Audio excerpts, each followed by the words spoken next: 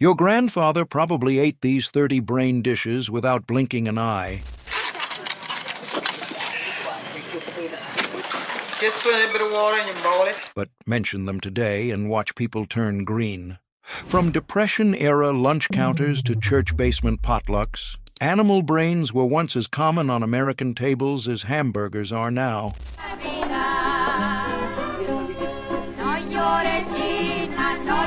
If your family ever served brain dishes and you remember them, hit that like button and let us know in the comments which ones you tried. St. Louis fried brains sandwich. Walk into any tavern along the Mississippi River in 1950, and you'd find fried brains sandwich with pickles and onions on every chalkboard. This was working man's food that filled bellies after long shifts in the stockyards. The brain sandwich started with fresh pork brains from the morning's slaughter. Sliced thick and coated in seasoned flour, cast-iron skillets heated with lard until the fat shimmered. Those brains hit that hot fat with a satisfying sizzle, developing crusts that crackled when you bit through them. The inside stayed creamy and mild. Fresh Kaiser rolls were split and toasted golden, spread with yellow mustard that cut through the rich coating. Thick slices of raw onion added bite, while dill pickles provided the acid that made everything balance perfectly. Rivertown taverns served thousands of these sandwiches every week through the 1960s. Steel workers, longshoremen, and meat packers knew exactly which bars made them best. The tradition died with neighborhood taverns when meat processing centralized and fresh brains became harder to find. Pork brains and eggs. During the Great Depression, a can of pork brains could stretch 3 eggs into breakfast for 6 people. Farm wives and city mothers discovered this protein-rich combination that turned expensive eggs into filling meals. The technique started with heating bacon grease in cast-iron skillets until it rippled like liquid silk. Canned pork brains, drained and crumbled, went into that hot fat first, needing just enough cooking to warm through and develop slightly golden color without becoming tough. Beaten eggs poured over the warming brains created a scramble that looked familiar but tasted richer than regular eggs. The brains added creamy texture while providing protein that lasted through long workdays. Salt and pepper were often the only seasonings needed. This breakfast appeared on tables from Appalachian farms to industrial city kitchens throughout the 1930s and 1940s. Children grew up eating brain scrambles without thinking twice. It was just breakfast, like oatmeal or pancakes. The dish began disappearing in the 1950s as prosperity returned and fresh meat became more affordable. Why stretch eggs with brains when you could afford bacon or sausage? Calf's brains, Meunière. Same brown butter and caper sauce that made Dover so elegant worked magic on the humblest cut from the butcher shop. Calf's brains Meunière appeared on hotel dining room menus throughout the 1940s and 1950s, proving that technique could elevate any ingredient. Preparation began with soaking fresh calf brains in cold water with vinegar to remove blood traces. French technique demanded careful handling. Brains were patted dry, then dredged lightly in seasoned flour. Clarified butter heated until it turned perfect golden amber. The brains went in gently, developing crusts that protected the creamy interior. Meunière sauce began in the same pan. Fresh butter continued browning until it reached hazelnut color, then capers and lemon juice added the bright finish. Home cooks learned these restaurant techniques from cookbooks promising elegant entertaining on Depression-era budgets. The dish disappeared from menus in the 1970s as diners became more squeamish about organ meats. Brain fritters. Every church potluck had that mysterious tray of golden fritters that disappeared faster than desserts, but nobody admitted knowing what was inside. Grandmothers perfected these bite-sized mysteries using every scrap from hog butchering day. The secret started with grinding cooked pork brains through the finest meat grinder plate until smooth. This paste, mixed with beaten eggs, flour, and seasonings, usually salt, pepper, and sage.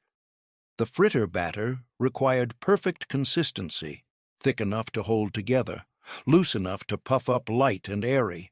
Cast iron Dutch ovens filled with lard, heated to exactly the right temperature. Spoonfuls of brain batter puffed up like magic, turning golden brown within minutes. Children bit into these golden treats without questioning ingredients. They tasted like seasoned, crispy comfort food that satisfied in ways store-bought appetizers never could. Tacos de Sesos. These brain tacos were weekend traditions, drawing regular customers who knew when fresh batches would be ready. Preparation began before dawn with beef brains soaked in cold water, then simmered gently with bay leaves, onion, and salt. Perfectly cooked brains emerged tender enough to flake apart but firm enough for tacos, seasoned simply with salt, pepper, and cumin. Fresh corn tortillas provided foundation for flaked brains, topped with chopped onion and cilantro. Green salsa made from tomatillos, jalapenos, and garlic added bright acid, balancing the rich filling perfectly. Regular customers arrived early, knowing brain tacos would sell out by noon. The creamy, seasoned brains contrasted with bright salsa and fresh tortilla, creating flavors regular meat tacos couldn't match.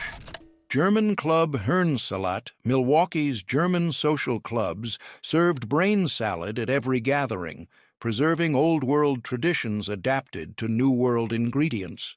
This was cultural identity preserved in vinaigrette, served with rye bread and cold beer. The salad began with fresh pork brains poached in court bouillon with white wine, bay leaves, and onion. After cooling overnight, brains were sliced neatly and arranged with German precision. The vinaigrette combined German mustard, white wine vinegar, and oil with chopped hard-boiled eggs, capers, and fresh herbs. Sliced onions added sharp bite, contrasting with mild brains. Social club cooks took fierce pride in their variations while maintaining essential German character. Creamed brains on toast. This Depression-era supper looked like creamed chipped beef until you took the first bite. Brain gravy on toast provided filling comfort food, stretching tight budgets while satisfying hungry appetites. Preparation started with canned pork brains, readily available and cheaper than most proteins.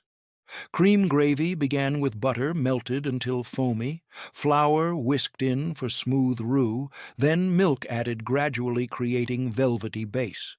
Drained brains folded gently into hot cream sauce, heated through without overcooking. Toast from thick white bread slices provided sturdy foundation. Seasoning stayed simple. Salt, white pepper, perhaps paprika for color. These brain dishes disappeared as prosperity changed expectations and convenience foods offered easier alternatives. They represented eras when home cooks used every part of the animal, creating meals that honored both tradition and practical necessity, while keeping families fed and satisfied. Lamb brains with eggs. Austrian immigrants brought this hearty breakfast to Midwest farms, using every scrap from spring lamb butchering, while providing protein that sustained families through long days of physical labor. Fresh lamb brains were cleaned and soaked in cold water to remove blood. Farm wives understood proper preparation made the difference between something the family would eat and leftovers for the pigs. The brains were poached gently in salted water until firm enough to slice cleanly. Overcooking made them tough and grainy, ruining the delicate texture that made this dish special. Sliced brains went into hot bacon fat in cast iron skillets, browning lightly to develop deeper flavors. This browning added complexity, creating rich tastes that made the dish satisfying rather than bland. Beaten eggs poured over the warming brains created a scramble, combining familiar flavors with rich creaminess. The eggs bound everything together while adding comfort that made children willing to try unfamiliar ingredients. Farm families ate this during spring lambing season when fresh brains were available and protein essential for dawn to dusk outdoor work. The combination provided sustained energy through morning chores and field work. The scramble cooked quickly, creating golden curds appealing even to skeptical family members. The aroma of bacon fat, eggs, and brains convinced hesitant eaters to clean their plates. Austrian-American communities maintained this tradition longer than other groups because it connected them to old-world customs while serving practical farm needs. Breaded brains, Milanese Italian-American mothers discovered that anything properly breaded and fried golden would disappear from children's plates faster than ice cream on summer afternoons, even brains cleverly disguised as familiar veal cutlets. This ingenious technique turned the most challenging ingredient into something that looked familiar enough for picky eaters to try without resistance, complaints, or dramatic protests that could disrupt family dinner harmony. The preparation began with the freshest veal or pork brains available, cleaned thoroughly and sliced into cutlet-sized pieces that would cook evenly, without some portions becoming overcooked while others remained underdone. These slices had to be uniform thickness and completely dry to ensure the breading would stick properly during the frying process that would create the golden, crispy coating children loved. The breading station followed classic Italian technique passed down through generations: seasoned flour, beaten eggs, and fine dry breadcrumbs arranged in shallow dishes for efficient assembly line preparation that could handle multiple cutlets quickly. Each brain slice was dredged carefully through flour, dipped thoroughly in beaten egg, and coated completely with golden breadcrumbs that would create the perfect crispy coating during frying. The key was using enough good olive oil to properly fry the breaded brains without making them greasy as old rags or soggy as wet newspaper. The oil had to reach exactly the right temperature to create immediate sizzling, but not so hot that the coating burned black before the inside heated through to creamy perfection that made this dish memorable. Brain and potato hash. When hog-killing day produced more organs than any family could possibly eat, fresh, smart farm wives knew exactly how to stretch these valuable ingredients into satisfying meals that fed everyone without wasting a single scrap. Brain and potato hash used the reliable cast-iron skillet to transform surplus and scraps into hearty comfort food that stuck to hungry ribs and provided lasting satisfaction through long days of physical farm labor. The hash began with potatoes peeled and diced, small enough to cook evenly in the well-seasoned cast-iron pan that had faithfully served the family for decades through countless meals. These carefully cut potatoes went into bacon grease first, browning slowly over controlled heat until they developed perfectly crispy edges and creamy centers that would provide substantial foundation for the finished dish. While potatoes cooked to golden perfection, cleaned pork brains were crumbled into uniform small pieces and seasoned simply with salt and pepper that enhanced rather than masked their naturally mild flavor.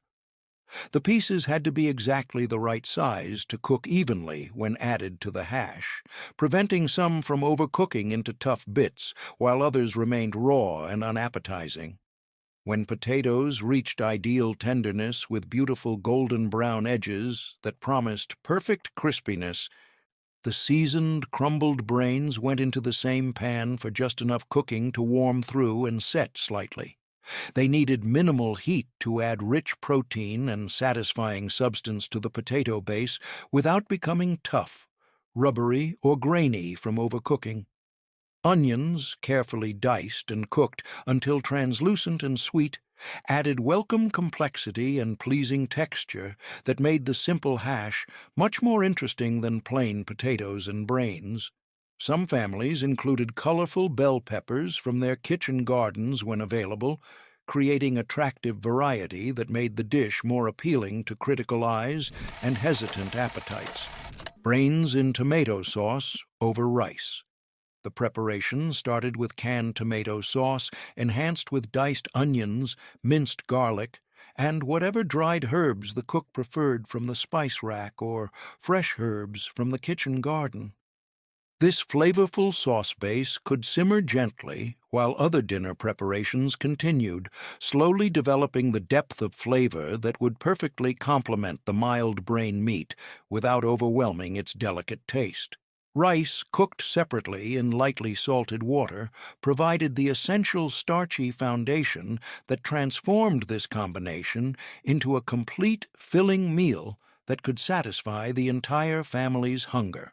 The properly cooked rice absorbed the flavorful tomato sauce while providing substantial bulk that effectively stretched the expensive brain meat to serve everyone generously without anyone leaving the table still hungry. Weeknight presentations were deliberately simple but satisfying. Steaming rice, served in individual bowls and topped generously with the savory brain and tomato mixture, perhaps garnished with fresh chopped parsley or a sprinkle of grated cheese, if the family budget allowed for such small luxuries. The goal was solid nutrition and genuine satisfaction rather than impressive presentation that required extra time or expensive garnishes. This practical dish appeared regularly on dinner tables throughout America during the 1950s and early 1960s, when families were generally more willing to use economical organ meats and much less squeamish about unfamiliar ingredients that provided excellent nutrition at reasonable prices. Community cookbooks routinely treated brain recipes as completely normal family food rather than exotic curiosities that only adventurous cooks would attempt. Brain croquettes with parsley. When sophisticated 1940s hostesses wanted to impress important dinner guests with something elegant and unusual that would generate admiring conversation, perfectly prepared brain croquettes provided the ideal solution. These golden, crispy appetizers transformed the humblest available ingredients into something that looked sophisticated enough for formal company while using economical organ meat that didn't strain entertainment budgets already stretched by wartime rationing and economic uncertainty. The croquette mixture began with thoroughly cooked brains that were mashed completely smooth and carefully combined with thick, rich cream sauce made from butter, flour, and fresh milk or cream. This delicate mixture had to achieve exactly the right consistency, rich and substantial enough to hold together firmly when shaped into neat portions, but not so wet or loose that it wouldn't maintain its proper form during the crucial breading and frying process. Seasonings were kept deliberately elegant but perfectly restrained. Just white pepper for gentle heat, a subtle touch of fresh nutmeg for warmth and complexity, and perhaps some finely chopped fresh chives or parsley for appealing color and bright freshness that would please sophisticated palates accustomed to refined flavors and expert seasoning techniques. The carefully prepared mixture was chilled thoroughly in the icebox until it became firm enough to shape by hand into neat cylinders or elegant ovals with clean, attractive lines. Each individual croquette was then rolled methodically in flour, dipped completely in beaten eggs, and coated evenly with fine golden breadcrumbs that would create the perfect crispy exterior during deep frying. Deep frying required absolutely precise temperature control that separated experienced cooks from nervous beginners. The oil had to be hot enough to create immediate, vigorous bubbling around each delicate croquette, but never so hot that the golden coating burned black before the creamy interior heated through completely to serving temperature. Perfect croquettes emerged from the bubbling oil with beautiful golden brown exteriors that promised satisfying crispness and creamy, warm centers that delivered rich satisfaction in every single bite. The contrast between textures created the kind of sophisticated eating experience that impressed guests and generated compliments that hostesses treasured. Presentation elevated these simple, economical ingredients into something that genuinely looked like expensive restaurant food worthy of special occasions and important celebrations. The finished croquettes were arranged with artistic precision on delicate doilies, garnished tastefully with fresh parsley sprigs, and served with small silver forks that made them easy to handle gracefully during elegant cocktail parties where appearance mattered as much as flavor. Guests bit into these mysterious golden appetizers expecting sophisticated, complex flavors and were never disappointed by the rich, creamy results that satisfied without being too heavy or overwhelming for party food that had to please diverse tastes and dietary preferences while encouraging continued conversation and social interaction. Brains and gravy over biscuits, southern mill towns and farming communities developed their own distinctive version of the beloved biscuits and gravy combination, using readily available organ meat instead of expensive sausage to create a stick-to-your-ribs breakfast that could fuel hard-working men through long, demanding shifts in hot textile mills and tobacco fields where only the strongest workers lasted more than a few seasons. The preparation started with fresh pork brains that were cleaned thoroughly and cut into small, uniform pieces that would cook quickly and evenly in the rich gravy without creating unpleasant texture contrasts. These carefully prepared pieces had to be small enough to distribute evenly throughout the finished gravy while remaining large enough to provide substantial, satisfying bites of protein that would fuel demanding physical labor. The traditional Southern gravy began with bacon grease, heated in well-seasoned cast-iron skillets until it shimmered like liquid silk across the cooking surface. Flour was whisked in gradually to create a proper roux that would thicken the gravy, while adding the distinctive nutty flavor that made authentic Southern gravy so different from the thin cream sauces used in other regions of the country. Fresh milk, often still warm from the morning milking and rich with natural cream, was added very gradually with constant, vigorous whisking to prevent lumps while creating the rich, creamy base that would carry the tender brain pieces.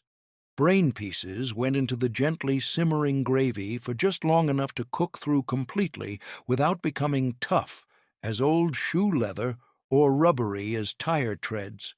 Fresh buttermilk biscuits, baked until golden and flaky in the same reliable ovens that had served Southern families for generations, provided the essential foundation for this hearty breakfast that could sustain grueling physical labor for hours. The rich aroma of brain gravy bubbling in seasoned cast-iron skillets created eager anticipation that made early morning rising seem worthwhile, despite the physical demands that lay ahead. Brain dumplings in broth. German and Austrian immigrants brought the time-honored tradition of delicate brain dumplings to American prairie farms, where they became an elegant Sunday soup course that honored cherished Old World customs, while successfully adapting to New World ingredients and challenging conditions that tested immigrant determination, creativity, and cultural preservation instincts. The dumpling mixture required careful combination of finely ground cooked brains with fresh breadcrumbs, beaten eggs, and just enough flour to create a workable dough that would hold together reliably during the cooking process. Traditional seasonings followed authentic German patterns that had been passed down carefully through multiple generations. Fine salt, white pepper for gentle heat, freshly grated nutmeg for warmth and complexity, and perhaps some finely chopped fresh parsley for appealing color and bright freshness that would please American-born children who might otherwise resist unfamiliar Old World flavors. The prepared dumplings were shaped carefully by experienced hands into perfectly uniform walnut-sized balls that would cook evenly in gently simmering beef or chicken broth. Clear, well-seasoned broth was absolutely essential for this dish's success and authentic flavor profile. The dumplings were added to gently simmering broth and cooked just until they floated to the surface, indicating they were done. Prairie families served brain dumpling soup as the first course of Sunday dinner, honoring German traditions while adapting to American meal patterns that differed from European customs. The soup connected families to their European heritage while using ingredients available on American farms where traditional Old World items weren't always obtainable. Pickled calf's brains. Behind every neighborhood delicatessen counter sat a mysterious glass jar that dared customers to try something truly unusual and challenging. Pickled calf's brains floated in cloudy brine like a culinary challenge that separated the adventurous from the squeamish, creating an immediate test of culinary courage for anyone brave enough to point and ask for a sample. The pickling process began with the freshest calf brains available, cleaned meticulously, and poached just until they firmed up enough to slice cleanly without falling apart into useless pieces. These brains had to be absolutely perfect. Any hint of blood or impurity would ruin the entire expensive batch and waste ingredients that couldn't be easily replaced during lean times. The pickling solution combined white vinegar, pure water, coarse salt, and traditional spices like bay leaves, black peppercorns, and sometimes a touch of fresh garlic that would enhance rather than mask the delicate brain flavor. Sliced brains went into sterilized glass jars and were covered completely with the seasoned brine, following proper canning techniques that ensured both safety and quality. Jewish delicatessens particularly specialized in pickled organ meats, including brains, tongues, and other challenging cuts that required skilled preparation and deep cultural knowledge passed down through generations. The brains were served thinly sliced on fresh rye bread with spicy mustard or chopped fine and mixed into creamy egg salad for customers who wanted to try them without confronting their appearance directly. The pickling process created flavors that were tangy, complex, and surprisingly mild to those brave enough to taste them without preconceived notions.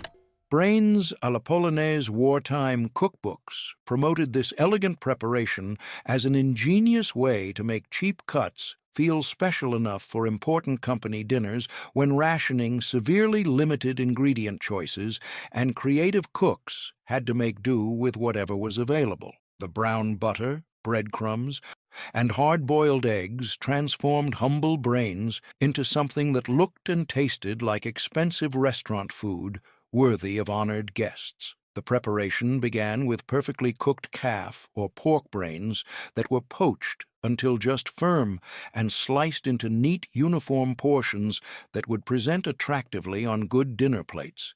Brown butter was absolutely key to this dish's success and sophistication.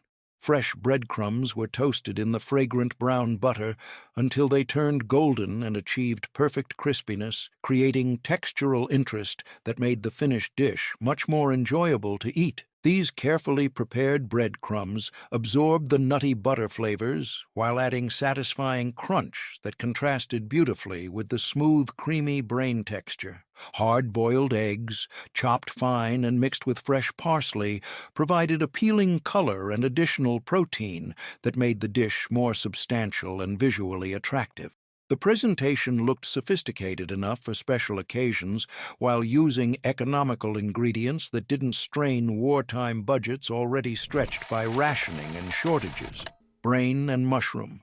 Fricassee. Before frozen dinners and processed convenience foods revolutionized home cooking forever, weeknight suppers often meant practical one-pan meals that combined whatever protein was available with seasonal vegetables and simple seasonings to create something genuinely satisfying. Brain and mushroom fricassee provided exactly that perfect combination in a single reliable skillet that simplified both cooking and cleanup for busy farm wives. The fricassee began with fresh mushrooms, carefully sliced and sautéed until they released their natural moisture and developed beautiful golden brown edges that promised rich, earthy flavors. These mushrooms provided complexity that perfectly complemented the mild brain meat while adding appealing texture and visual interest to the finished dish that made it attractive enough for family dinners. Wild mushrooms gathered from familiar woods and fields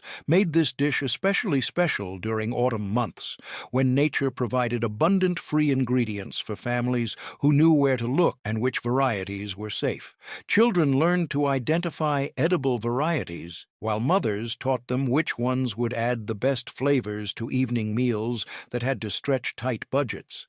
Cleaned brain meat was cut into uniform bite-sized pieces and added to the pan with the golden mushrooms. The cooking had to be extremely gentle and brief, just long enough to heat the brains through completely without making them tough as old leather boots or disappointingly rubbery as worn-out tire treads. The secret was perfect timing that came only from years of experience and careful attention to detail that couldn't be learned from cookbooks. Brain meat cooked much faster than most proteins, transforming from perfect tenderness to disappointing toughness in mere seconds of inattention. Farm wives developed reliable instincts about exactly when to remove the pan from heat. A simple cream sauce bound everything together harmoniously, made by adding flour to the flavorful pan drippings, then gradually whisking in rich milk or cream. This sauce captured all the concentrated flavors from the mushrooms and brains, while creating the rich, comforting base that made the dish satisfying enough for hungry working families who needed substantial meals. The cream came directly from the family cow, still warm from morning milking and naturally rich with butterfat that made store-bought dairy taste thin and watery by comparison. This farm-fresh cream created silky textures that transformed simple ingredients into something that felt luxurious, even during the leanest times when money was scarce. Greek Easter fried lamb brains. Greek-American communities maintained sacred Easter traditions that honored every part of the paschal lamb, including the brains that were considered precious delicacies worthy of the year's most important religious feast. These traditions connected families to ancient customs while celebrating the end of Lenten fasting with foods that represented abundance and blessing. After the ceremonial lamb roasting that brought extended families together for celebration and shared labor, the head was processed carefully to harvest the valuable brains for special preparation that honored both the sacred meal and ancestral cooking traditions that had been passed down through countless generations of Greek families. The brains were cleaned with religious care and soaked in cold water to remove any traces of blood, following dietary laws that governed proper meat preparation according to Orthodox traditions. This meticulous cleaning process was considered essential for both food safety and spiritual purity that made the feast acceptable for religious celebration.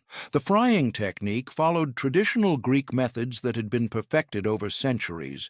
The cleaned brains were dredged in seasoned flour and fried in good olive oil until golden and beautifully crispy. The oil had to reach exactly the right temperature to create immediate sizzling, but remain controlled enough to cook the brains evenly without burning the delicate coating. Brain and onion sandwich on rye stockyard districts and meatpacking towns supported lunch counters that specialized in hearty sandwiches made from whatever was fresh and available that day.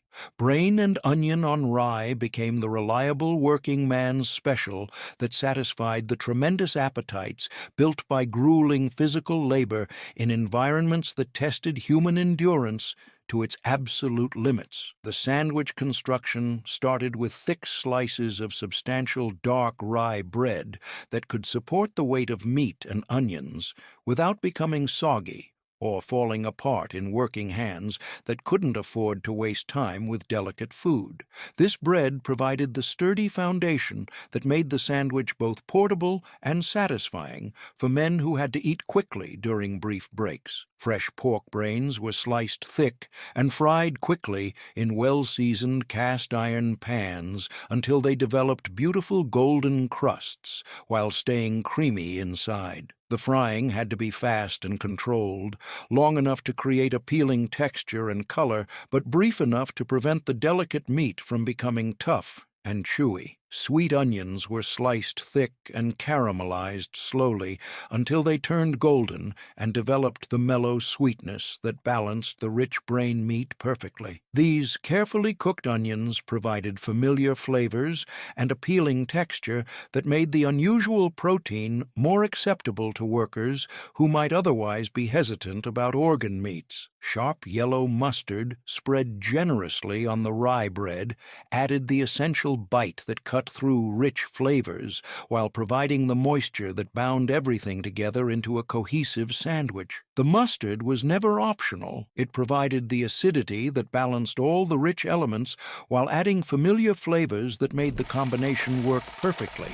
Brains with brown butter and lemon mid-century restaurants featured this sophisticated continental preparation on their most elegant menus, proving that proper French technique could elevate even the humblest available ingredients into something truly worthy of white tablecloth presentation and sterling silver service that impressed the most discriminating diners. The dish began with the finest calf brains available, cleaned with professional care and poached in court bouillon until they reached absolute perfection. Restaurant chefs understood that brain preparation was one of the techniques that separated true professional kitchens from amateur home cooking, requiring skill and timing that came only through years of dedicated practice. Brown butter preparation required the precise timing and temperature control that professional cooks learned through countless repetitions and careful observation. The butter had to reach the exact hazelnut color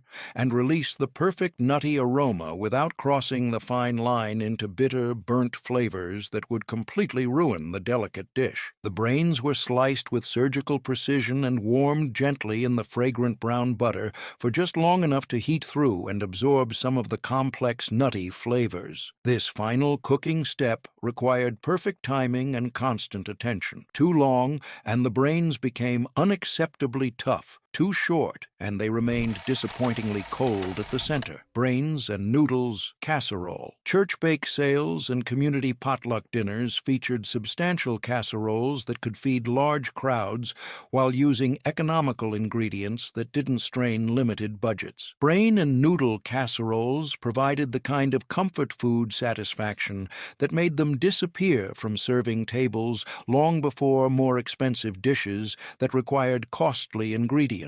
The casserole construction began with wide egg noodles that were cooked until perfectly tender and drained thoroughly to prevent the finished dish from becoming watery or soggy.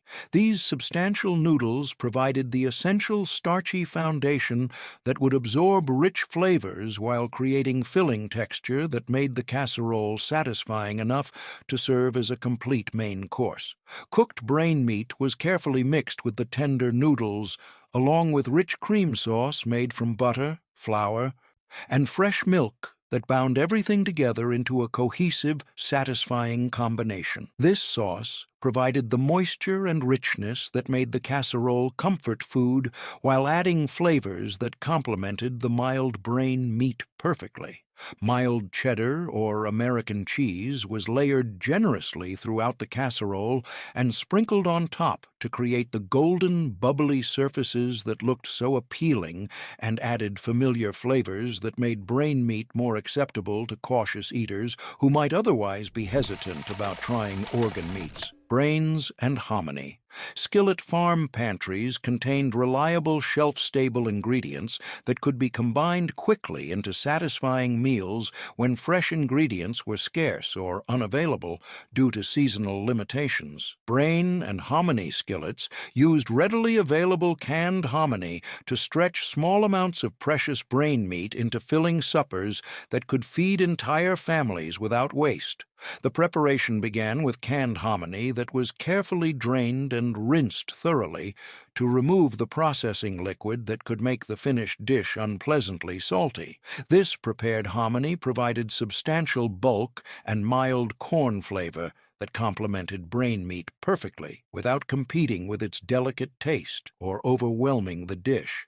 Brain meat was prepared carefully and cut into uniform small pieces that would distribute evenly throughout the hominy, without creating unpleasant texture contrasts. The pieces had to be exactly the right size to cook evenly when added to the skillet mixture, ensuring that some portions weren't overcooked while others remained unappetizingly raw or underdone. Diced onions, cooked slowly until they became translucent and sweet, added welcome complexity and pleasing texture that made the simple combination much more interesting than plain hominy and brains. These carefully prepared onions provided familiar flavors that made the dish more appealing to family members who might otherwise be hesitant about eating unfamiliar organ meat preparations. This liquid might be rich milk, flavorful broth, or simple water, depending on what was available and how rich the cook wanted the finished dish to taste. Simple seasonings were all that was needed: salt, black pepper, and perhaps some paprika for appealing color that made the finished dish look more attractive on plain dinner plates. The goal was straightforward comfort food that satisfied hungry families without challenging anyone's taste preferences with unfamiliar or overpowering flavors. Brains in white wine cream. Brain in white wine cream provided exactly that kind of impressive sophistication that elevated simple farm cooking into restaurant-quality cuisine. White wine was carefully reduced in the cooking pan until it concentrated into intensely flavorful syrup that would provide complex depth without overwhelming the delicate brain meat. This reduction technique was one of the hallmarks of sophisticated French cooking that separated elegant preparations from simple home-style dishes that anyone could make. Heavy cream was added gradually to the reduced wine, creating a luxurious sauce that could coat the brain pieces while providing the rich mouthfeel that made the dish feel truly special and memorable.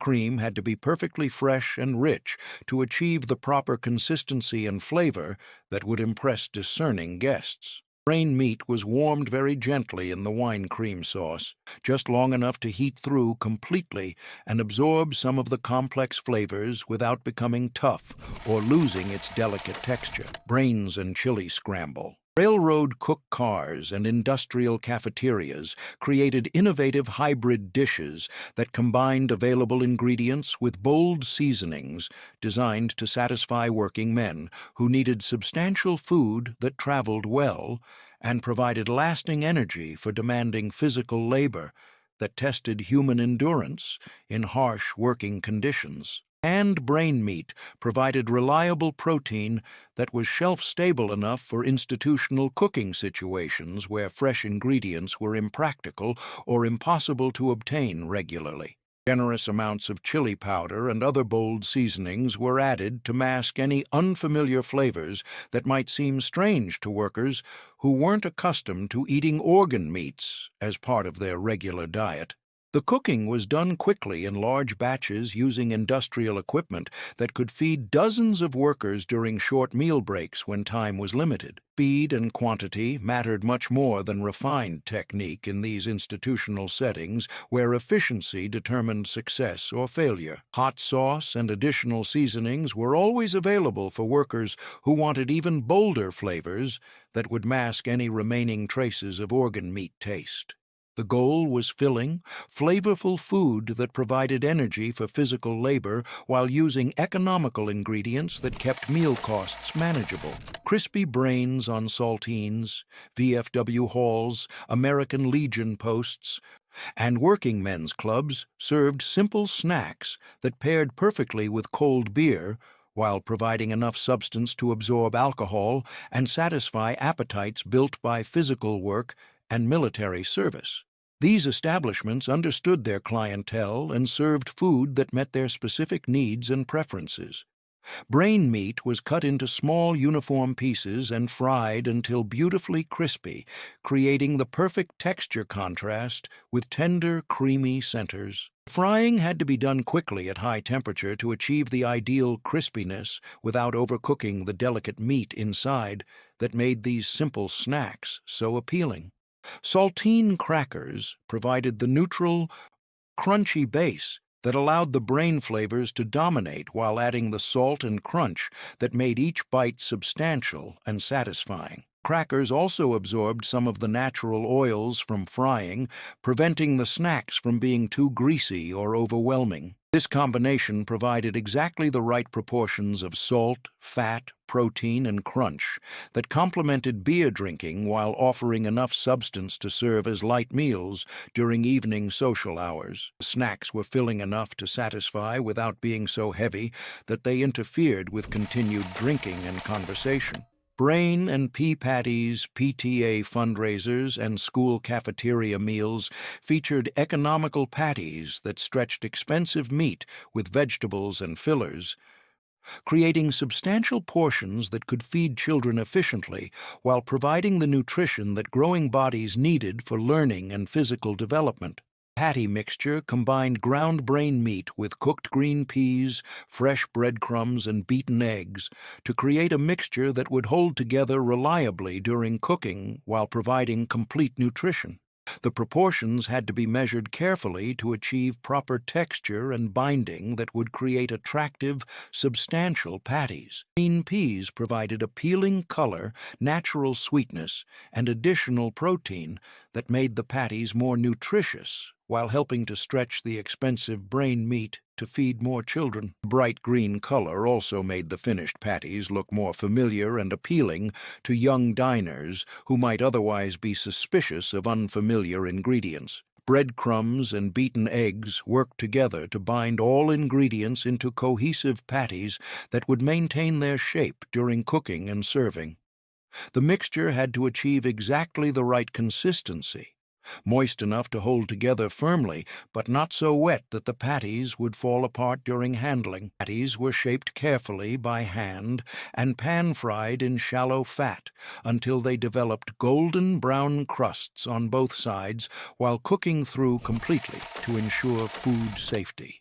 Brains with country grits. Mill towns throughout the American South developed distinctive breakfast traditions that sustained workers through long, demanding shifts in hot, humid textile factories where only the strongest workers could survive the brutal working conditions and maintain productivity levels that satisfied demanding supervisors and mill owners. The grits were prepared with fresh milk and plenty of butter until they reached the perfectly creamy consistency that could support additional ingredients without becoming too thin or watery. These carefully prepared grits provided the essential starchy foundation that made the meal substantial and filling enough to sustain manual labor. Brain meat was prepared simply and cooked gently until tender, then served alongside or mixed directly into the creamy grits. Preparation avoided complex seasonings that might overwhelm the mild corn flavor of properly prepared grits, or create unfamiliar tastes that wouldn't appeal to working families. Mill workers ate this substantial breakfast, knowing with certainty that it would sustain them through morning shifts in factory conditions that would exhaust office workers within hours. The perfect combination of carbohydrates and protein provided everything their bodies needed for sustained physical labor in challenging environments. The dish appeared regularly on breakfast tables throughout mill communities where families understood the connection between proper nutrition and the ability to earn wages that kept families fed and housed. This wasn't just breakfast. It was fuel that made survival possible in demanding industrial environments. Rose brand pork brains in milk gravy. Grocery store shelves through the 1970s featured convenient canned brain products that promised easy preparation for families who wanted the nutrition benefits of organ meats without the complexity of working with fresh ingredients that required specialized knowledge and careful handling techniques. Rose Brand became the most recognizable and trusted label for these products, offering consistent quality and reliable results that busy homemakers could depend on for quick weeknight meals. The company built its reputation on providing convenient access to traditional foods that might otherwise be difficult to obtain or prepare. Canned brains were fully cooked and ready to heat, making them ideal for quick weeknight meals when time was limited but nutrition couldn't be compromised. These products brought organ meat nutrition to families without access to fresh sources or the knowledge needed for proper preparation from scratch. The combination was typically served over fresh toast or warm biscuits, creating complete meals that provided substantial nutrition without requiring expensive ingredients or complicated preparation techniques. Families could have satisfying dinners ready in less than 15 minutes using ingredients from the pantry. These products disappeared from grocery shelves as consumer preferences shifted toward more conventional convenience foods that didn't challenge contemporary sensibilities about acceptable protein sources, leaving an entire generation without access to traditional organ meat nutrition. Brain and cabbage skillet, hog-killing time, brought entire communities together for shared labor and celebration, creating events that combined practical necessity with social bonding that strengthened rural communities. Brain and cabbage skillets provided hearty food that honored the sacrifice of the animal by using every valuable part without waste. Fresh brain meat was combined with sliced cabbage from late garden harvests that had been sweetened by first frosts, creating natural flavor combinations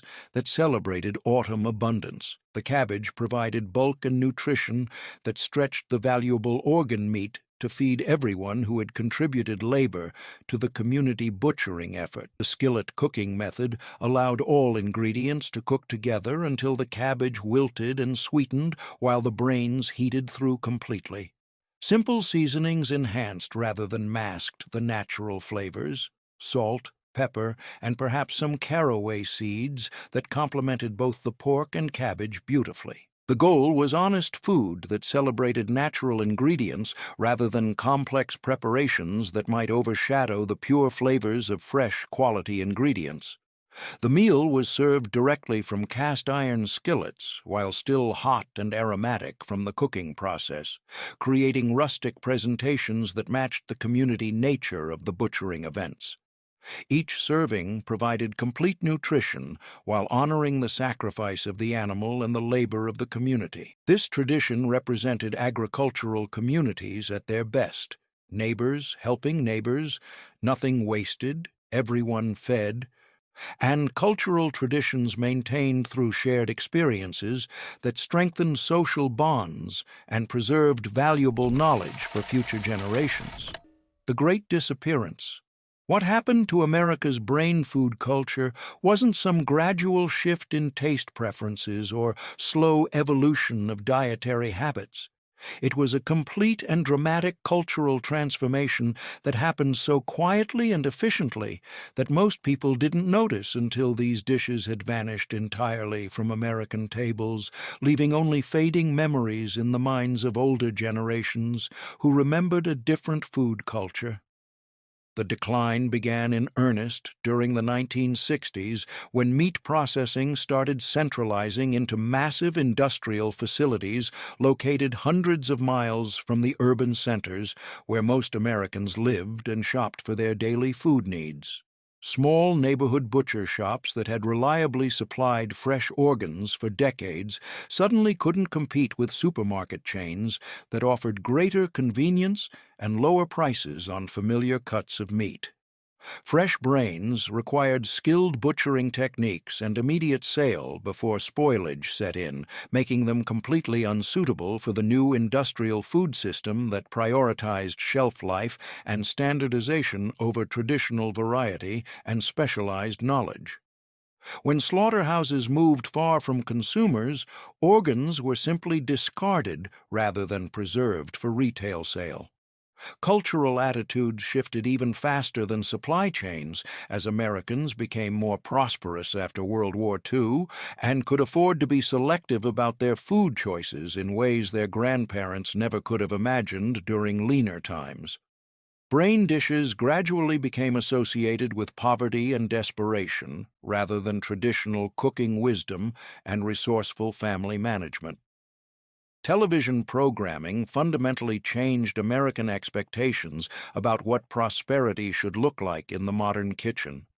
The new ideal featured convenience foods, familiar proteins, and meals that looked like magazine advertisements rather than the practical, from-scratch cooking that had sustained previous generations through much harder times.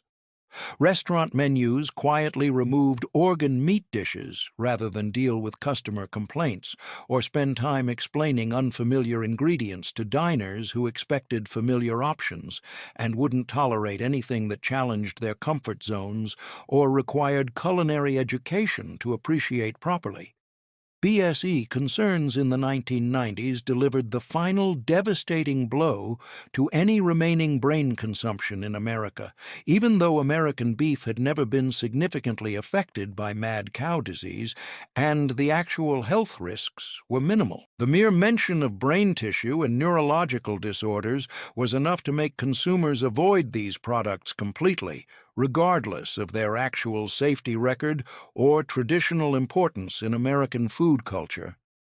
Food safety regulations became increasingly strict and standardized, making it extremely difficult for small producers to continue offering organ meats that required specialized handling, storage, and liability insurance. Health departments imposed requirements that made brain sales impractical for most retailers who couldn't justify the costs for such a small market segment. The accumulated knowledge disappeared along with the declining demand, as butchers who knew proper brain preparation techniques retired without passing their specialized skills to younger workers who saw no future in organ meat sales. Home cooks stopped teaching their children techniques that seemed irrelevant to modern cooking and contemporary lifestyle expectations. Immigrant communities maintained these traditional food customs longer than mainstream America, but even they gradually adapted their cooking to match American tastes and ingredient availability rather than struggle to maintain practices that seemed to embarrass their American-born children who wanted to fit in with their peers at school and work.